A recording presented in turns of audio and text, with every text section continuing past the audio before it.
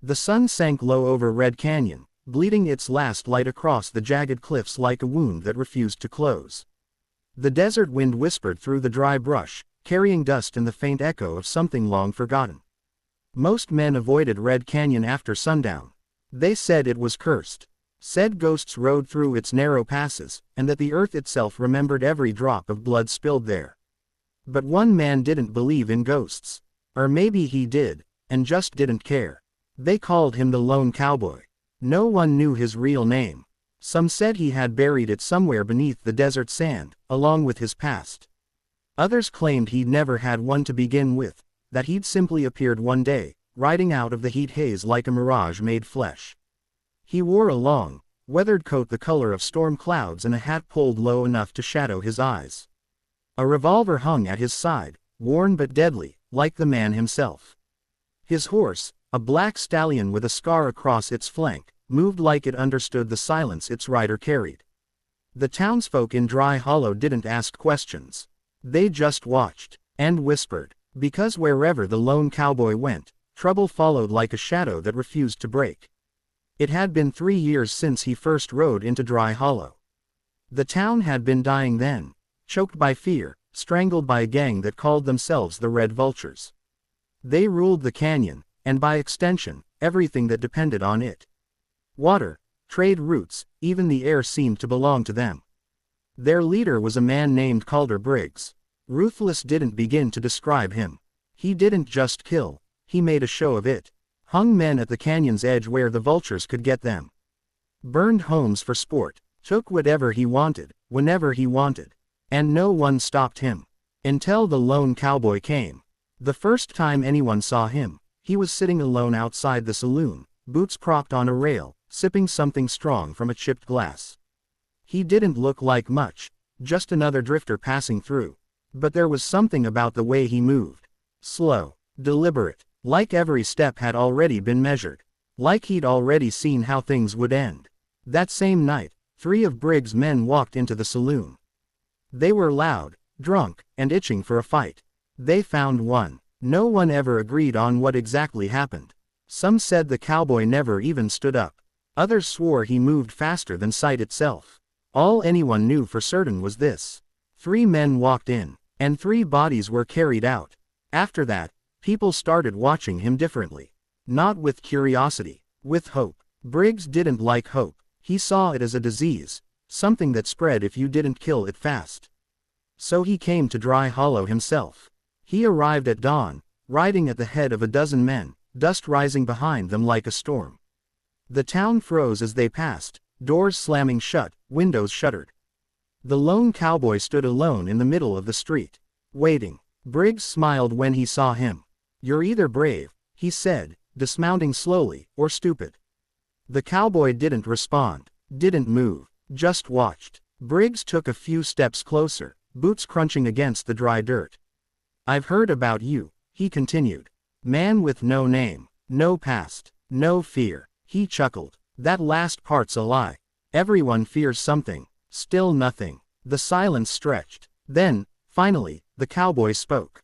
"Not you." The words were quiet, but they hit like thunder. For a moment, Briggs' smile faltered. Then it came back, sharper, colder.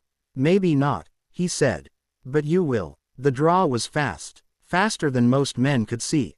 But not faster than the Lone Cowboy. 2 shots rang out, 1 echo. And when the dust settled, Briggs was on his knees, staring down at the dark bloom spreading across his chest.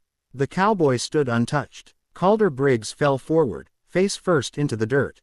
And just like that, the Red Vultures lost their wings. Peace didn't come easy after that. It never does. The gang scattered, some fleeing into the desert, others vanishing into the shadows of distant towns. But the damage they'd done lingered. Burned homes, broken families, scars that wouldn't fade.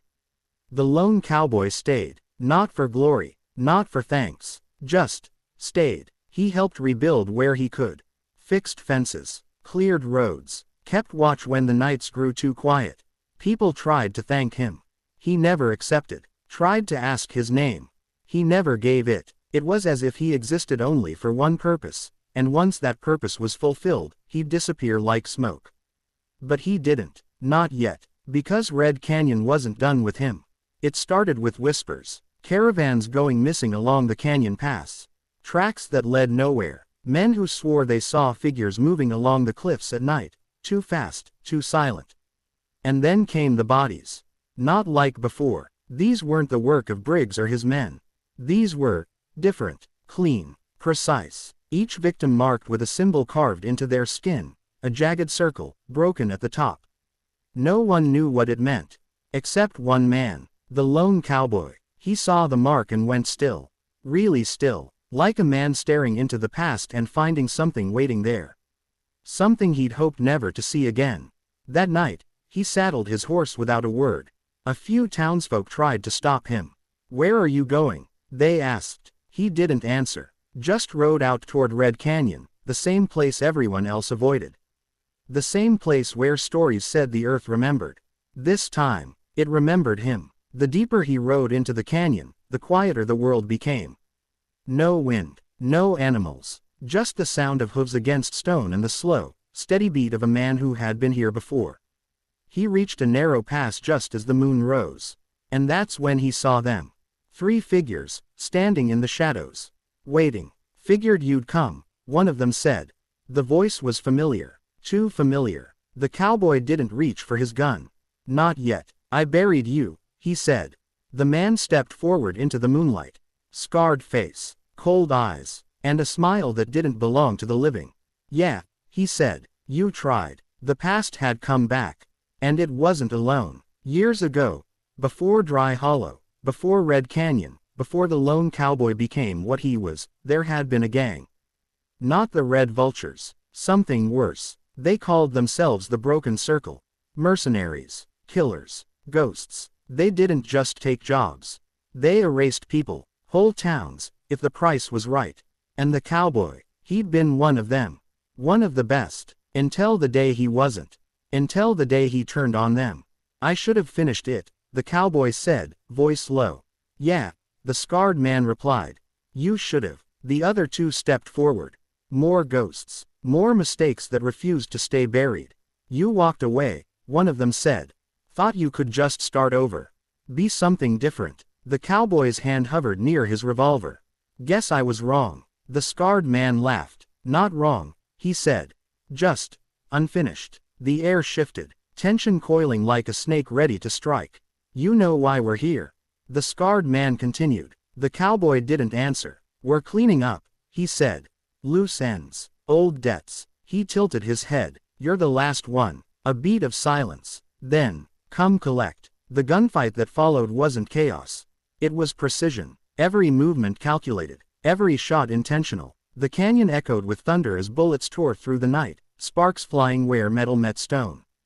The first man dropped before he even cleared his weapon. The second got off a shot, grazed the cowboy's shoulder, but paid for it with his life.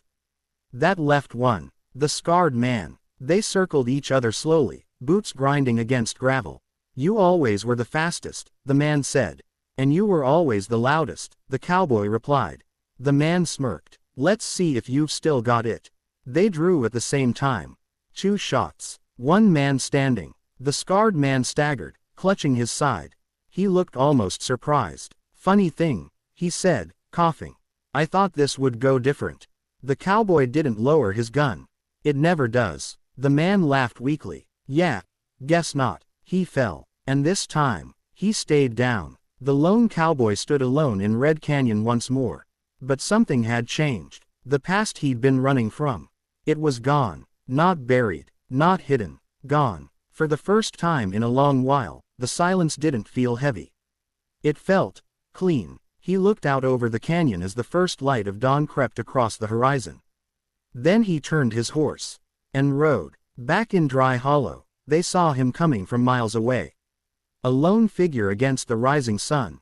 Same coat, same hat, same silence, but different, somehow. Someone asked him, finally, "What happens now?" The cowboy paused, just for a moment. Then he said, "Now." A faint hint of something crossed his face.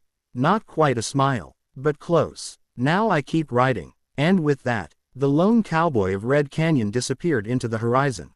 Not a ghost, not a legend, Just a man who had finally outrun his past. And maybe, just maybe, found something worth riding toward.